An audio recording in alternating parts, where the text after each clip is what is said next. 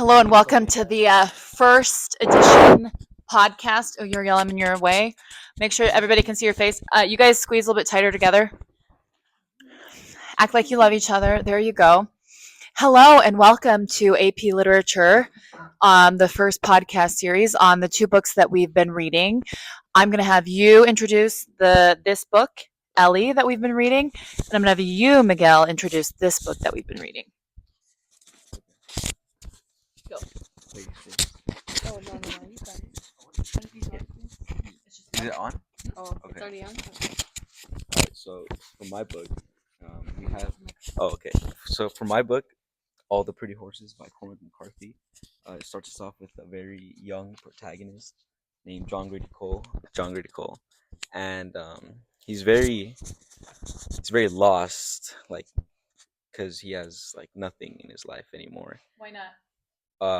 Well, first of all, his grandfather died, and that was his only source of sense of communication with other people. And well, doesn't have good relations with his mother. I don't. I'd argue even with his father. And well, yeah, the story follows as him just exploring the desert to find that city of Dorado, and with his good friend Rollins, or cousin too. And do I have to summarize the entire? No, I think that's good. Lost guy looking for life. Yeah, just your average Bildman's roman. Sorry. And then we read Atonement by Ian McEwan. And it was about a 13-year-old girl named Bryony who also lacks parents and accuses someone wrongfully of a rape, and then explores like all the consequences of lying and what happens when you make a mistake and how to atone for it. Thank you, guys. So, to give a little background, they got to choose which of these two books they wanted to read. One has a male protagonist, one has a female protagonist, but they're both kind of figuring out who they are, growing. One of you said Buildings Roman. This is a story that explores what? Coming of age. Put it. Coming of age. I don't know. We have to test to see if these microphones are working when we're further away. I don't know. We can't tell. They're new. We paid $15 for them on Amazon though, so we're hoping to get our money's worth. So I'm curious, just to start out, who your favorite characters are in the book and why. I'm going to ask this question to Larry for All the Pretty Horses and to Janet for Atonement. My favorite character in the book, All the Pretty Horses, is John Grady Cole, because he proves who he is. I don't know. Like, he says that he's a really good cowboy and stuff like that. Then he actually proves it, so he isn't just lying or trying to be someone that he isn't. So yeah. Well, my favorite character of this book, well, there's not a lot of good characters in this book, but I'd say it's Bryony because she's a very weird one. But um basically I really liked the way she I don't know what to say. She was an interesting character. Yeah, she was a very interesting character. I agree. But I didn't like her, and that's what made her my favorite character. Yeah. Right. Well said. Well said. All right, Elizabeth, I have a question for you about All the Pretty Horses. So the protagonist was a man. He was 16. Most of the characters were men. We had the beautiful Alejandra that he meets in Mexico, right? And the aunt, who's a strong female character. As a woman, what was your favorite part of All the Pretty Horses? I guess when John Grady and Alejandra met, and I guess he, in a type of way, he fell in love with her. Yeah, that was like my favorite part.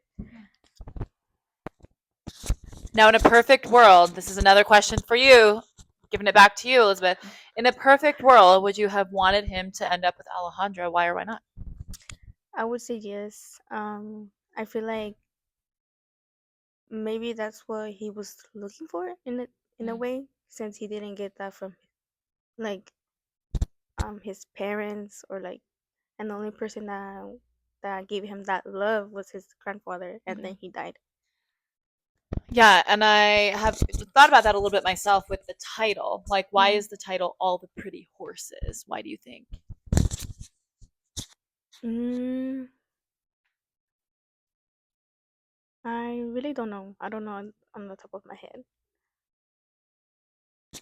I'm always a little confused with some of Cormac McCarthy's titles and why he titles them that. So let's think. I'm going to throw it to Alicia. Hand that to Alicia. Alicia, why do you think it was called All the Pretty Horses? Maybe it was called All the Pretty Horses because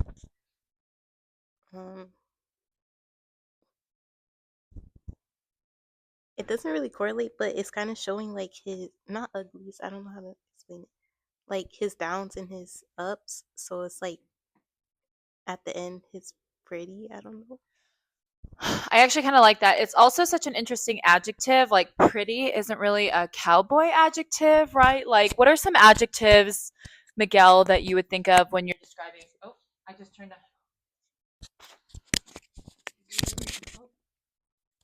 turned off my mic, maybe. I don't know. What are some yeah, it's green now. Yeah. What are some adjectives that you would usually use to describe a cowboy, Miguel? Well, they have to be rough. If, like, You can come in, Miss Cole, it's fine. We're recording a podcast, but you've read these books if you want to talk to us. See, we're there. We're right there. Hello, thank you for Okay. Go ahead. What did I say? Adjectives. Okay, yeah. First, rough, because they have to catch horses, Yeah. right? Cowboys. Rough, good. Second is stern demeanor. Stern, okay.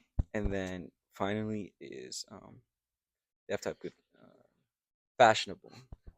Fashionable. Okay. I mean, I love a cowboy hat. I love a cowboy hat, cowboy boots. Okay, he said fashionable. She said strong. And so any other, just yell them out. Any other adjectives we're thinking for cowboys? Brave, adventurous, right? And so pretty isn't usually an adjective that I think for horses or for cowboys. And so it is really, I think, Alicia, you really hit on it, right? At the end of the day, he did really find joy in horses. You, Larry, had hit on it as well when you said that he was a good cowboy, and he is. Like, he thought he would be, and he was. And so at the end of the day, that really does become a lot of his identity. And I'm reading the third book in the Border trilogy, All the Pretty Horses, the third book in that series. And it's, again, all about his cowboyhood, though he does fall in love again. I'm sorry for our Alejandro stands, but he is in love with Magdalena in this book. So I haven't finished it, but knowing Cormac McCarthy, I'm not sure they're going to end up together. I'm just going to be honest with you. Okay, so my Atonement peeps, go ahead and hand it to Uriel. I haven't heard from him yet. It's going to come back to you, Ellie, as well. Spitting on the mic. So on the topic of titles, we have Atonement, we have All the Pretty Horses. I want to know what you think about the title, having read it, and whether or not our protagonist, or maybe more than just our protagonist, do they reach atonement? Oh, sorry. I think the title makes a lot of sense because throughout the whole book, it's just Bryony trying to atone for her mistakes that she made or her lies. But for other characters, I'm trying to think. Well, Robbie didn't really do a mistake or anything wrong in this story, so he didn't atone anything. But characters like maybe even Lola, who decided. Well, thank you, Miss. Thank you so much. For characters even like Lola, Miss, who made a mistake of marrying the wrong person, didn't atone for anything. She just followed the mistake that Bryony made. Yeah, that's really interesting. That's good. What do you think? Well, I don't know why they would call it Atonement, actually, because none of the characters actually atoned for anything, and it wasn't even their goal. Like, Bryony wasn't trying any of the time to make up for her sins, so I'm not sure why they would call it that. So this is the part of the podcast where we have to warn about spoiler alerts. Okay, spoiler alert. But we're going to talk about the endings of these podcasts. I loved both of the ideas you introduced, so we're going to go from there. I heard you say, Uriel, both mistakes and her like choices, kind of, right? And so which one at the end of the day do you think they are? Do you think that she is responsible for what she did as a 13-year-old, or do you think that they were just mistakes that any 13-year-old could have made, and she was punished too much for? I think it's reasonable that she made a mistake at that age, because I think a girl at 13 would probably, or maybe not most, but something like that could happen, and she would mistake it for something else. Plus, she did like him, I think. Yeah. And she got rejected completely. That's no fun, is it? No. No, that's Poor, not fun. poor her. Yeah, we get it. Okay, how about you? What was the question? Oh man. Well, actually, let's throw another. You love this microphone, huh? Yeah. I like it too. I'm so sorry. I'll give it back to you in a second. Well, and just all of my little podcasters over here, I'm going to start handing this around for you guys to ask some questions in a second. But so the question, I'm going to send it to you as well. I was clear that I thought the book was very, very good. And then I got to the last 3 pages and I thought it was maybe one of the top 3 books I've ever read. Do you agree with that or not? Like the ending was wild and unexpected. And even though we know that we're not supposed to trust a narrator, like we're AP literature students, we know that by now. We felt a little bit more trusting since it was like a third person narrator from each perspective, right? And yet we shouldn't have. Tell me how you feel about the ending. Yeah, the ending caught me off guard because it was like 3 different people. I was like, there's no way they're lying Yeah. if their stories all match up. But it made so much sense, like at the end when she revealed that it's just like a story she was writing. It shocked me. It really moved it up to like top books for sure. Which is so interesting because that's not the ending we wanted. No. And yet once it ended that way, we were like, yeah, it had to end that way. Why is that? I'm not sure. I guess we wanted something to be made up for, but we just didn't know how we were going to get that. We were looking for our own atonement. And I feel like for me personally, the fact that Bryony never got it is atonement for me as the reader of the story. Like I needed her to always be punished for what she did to Cecilia and Robbie. But what do you guys think, Janet? Oh man. Thank you. Well, that's definitely the end I really wanted. Where Bryony like regrets everything she Yeah. has done. I like if it really was like where what's her name, Cecilia Mhm. and Ravi ended up together, I would be like very happy, extremely happy. But like a part of me would be like, I want like Bryony Yeah, to suffer. me too. Like honestly, it was kind of like, well, yeah, that's the ending I really wanted. Yeah, and I didn't even know I wanted it. Like when they were in the apartment kissing, I was Yeah. like, yay, good for them. And then when they were all very dead, I was like, better yet. Okay, good. So it was very, very well done. Yeah. Okay, pass this along to Larry and I'm going to give this to Alicia. And I would like one of you, I'm going to ask Alicia to ask Larry a question about all the pretty horses. What could I ask you?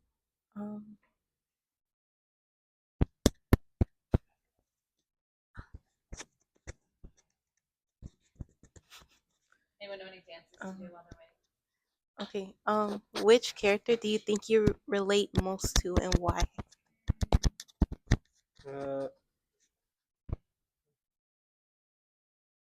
I think I relate most to Blevins because he made a lot of stupid choices, and I do too. So, yeah, pretty much. Yeah. What stupid choices do you make? Spill the tea. Like coming to school today and yesterday, like 2 hours early. So, yeah. What Ask do we her do a now? question now. Oh, what was your favorite part of the book?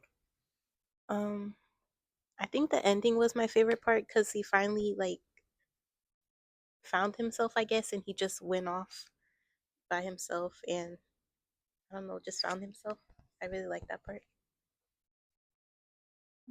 Yeah, I agree. What about you? I think my favorite part of the book was where they were on the ranch. They were just doing ranch work and stuff like that.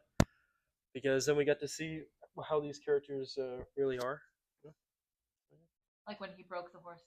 Mhm. Yeah, I like that part. That might be my favorite part, actually. Okay. Oh, actually, my favorite part is where he gets shanked in prison, and he's ready for it, and he kills the guy.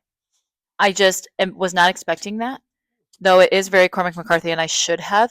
I feel like that was a huge part in his development of like doing the things that a man needs to. I feel like he regretted not stepping in to help Levins a couple of different times when he could have, and he wasn't going to do that again for Rollins. Like he was going to do the really messy, dirty, hard things that he had to do to save Rollins. Okay, so now I am going to pass it to Uriel to ask a question of Janet or Ellie. I'm going to let him pick. Hey, Janet. Who do you want? Oh, wow. Miss Toto, respect me a little more. Jeez, miss. Oh, I'm asking who.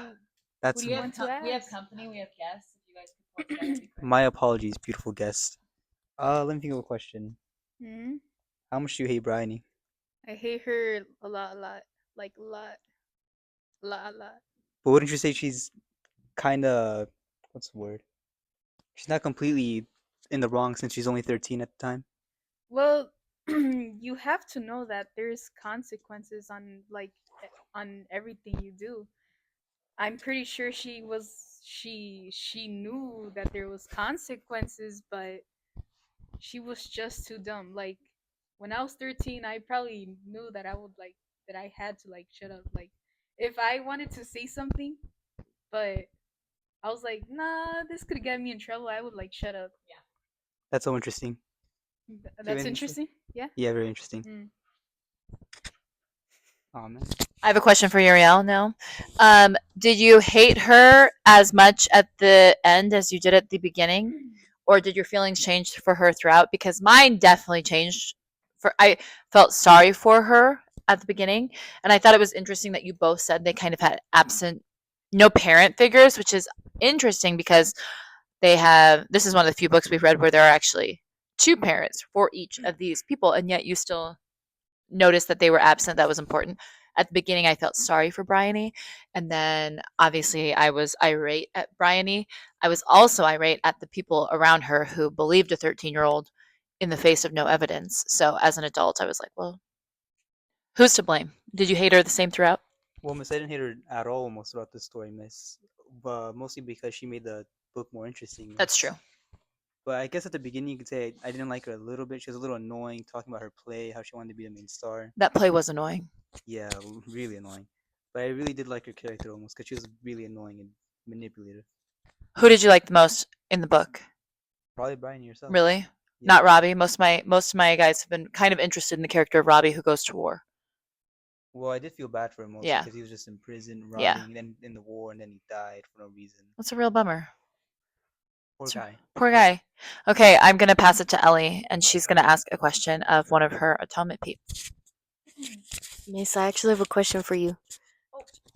Sorry, I'm taking your microphone again. I love questions. Do you think, like, the beginning, how they mentioned she's a writer, Yeah. and then also, like, her having the play and everything, do you think that was, like, a Chekhov's gun kind of thing? Like, showing how it was going to be at the end, how it was all a story? I love you for mentioning Chekhov's gun. Thank you so much. Really appreciate that. Yeah, I absolutely think so. We knew the play was going to matter. We didn't know how. We thought maybe that the play just kind of revealed a little bit of her narcissism or a little bit of her self-involved. But really, they were warning us. I think Ian McEwan's warning us from the very beginning, like she tells stories, that she has a really hard time blurring the line between fiction and reality. And so just as a warning, she's going to do that later on too, and you're going to fall for it. And I think it is very important. And even right at the end when she feels like it's a gift that she's got dementia now and she's going to lose her memory so she can finally forget what she did, when she imagines them, oh, and maybe they'll watch the play that I wrote. And you're like, she really is really stuck in that 13-year-old.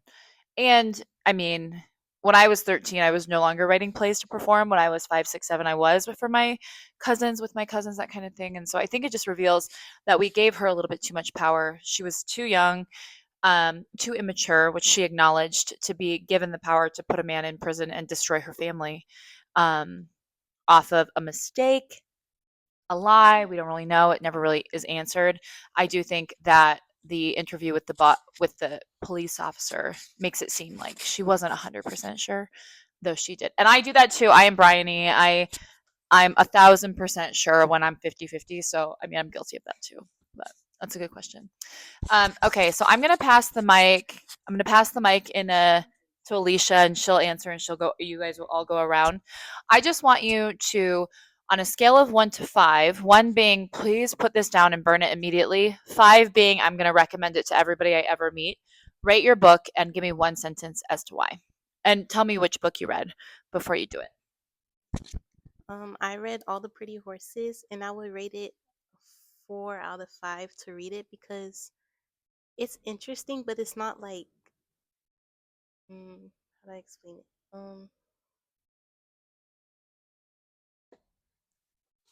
Like the language in the book is kind of weird, like the grammar in it, and it was kind of confusing for me. But like once you start reading it, it's you'll get used to it.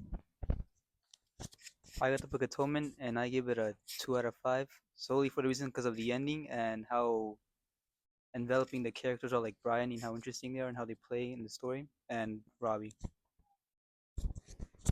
I read All the Pretty Horses. I would rate it out of 4 out of 5, just because it's something I would not read, but it was quite interesting. But yeah.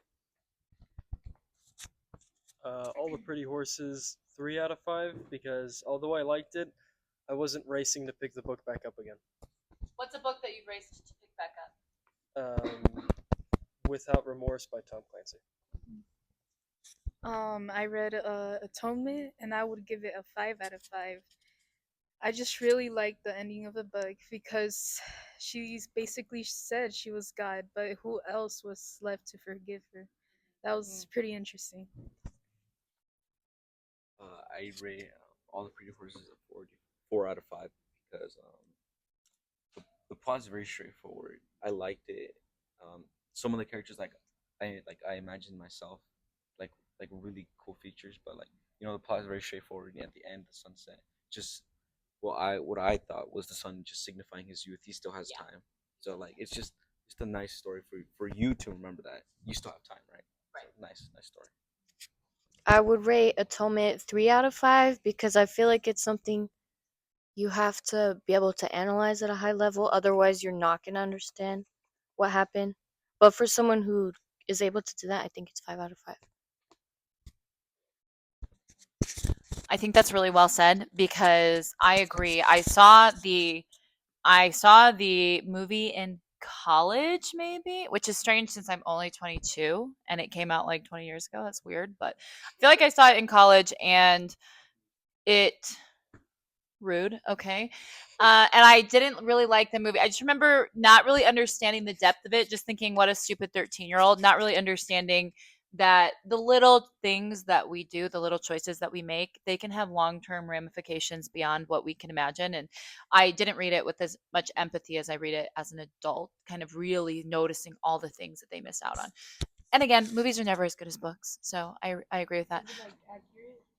I would have to go. She asked if it was accurate. I'm going to be really interested to see how the sound is on here. I don't remember the movie very well. I just remember the feeling of being how we felt when Brian lied. Yeah. I remember that feeling vividly, but I didn't remember caring as much about Cecilia and Robbie as I did in the book. Like they were just none of the characters were as well developed. All the Pretty Horses, the movie, I think is like a 1 out of 5. I don't think it's that good. It's the writing is everything, and they had Matt Damon cast as John Grady Cole in the movie for All the Pretty Horses. He doesn't give cowboy to me, and he's also not 16. I mean, he seemed like 25. I don't know. I just didn't like it. But you guys, did anybody watch it? Did anybody watch All the Pretty Horses? Gotta watch it. Somebody got to watch it and then tell me. Okay. So, any final questions? Elizabeth, do you have any questions for us? No. How about Alicia? Any final questions for us? No. Wow, you guys are a real hoot over here. So, as we are going into the end of AP Literature, we're going to read one more book. Very sadly, they're taking the ACT tomorrow. My juniors, raise your hand if you're taking the ACT. Taking the ACT tomorrow, so we had a chill day. We're just podcasting today. We're about to do some ACT review. And my seniors are only 41 days away from graduating. Is that right? Is that I miss you, Ellie. You got really excited. You know you're not a senior, right? That's not I'm you, not gonna miss Elizabeth. you later. That's not you. You're still here a whole another year. But we are working to see what book we should read it last. I'm shifting from the book I usually read at the end. We're going to do something a little different. But so if you have any recommendations for us about which book we should study in AP Lit, what your favorite AP Lit book was, put it there below. Our final thing is you're going to tell me what your favorite AP Lit book was that you read so far. And I'm going to start Ellie going the other way this time. Oh. Tricky. I think my favorite. Wait, does Macbeth count? Yeah. Okay, I think Macbeth because I like plays. You know, the books that we read, they were good, but the short stories, Sure. I feel like they were better. Cathedral, the home story, I like, and the octopus one, I like that. Wait, one a the lot. what story? What'd you say in the middle? The home, the guy, Oh, I like yeah. that one a lot. Yeah. How much land does the man need? Yeah, how much? Now that Ellie mentioned Macbeth, I would go with Macbeth because the Unsex Me Now was like pretty intense. Iconic. Oh, you had one. I want to try something. What happens if you speak into both of them? Let's at the find same out. time? All right. My favorite book was Frankenstein because it was a cool science book that didn't really have any science in it. That is so cute. We never know how it got Thank created. you. My favorite AP look was Macbeth. Just because it would be something I would read, like it really caught my attention, not as much as all the pretty horses. Yeah. But yeah.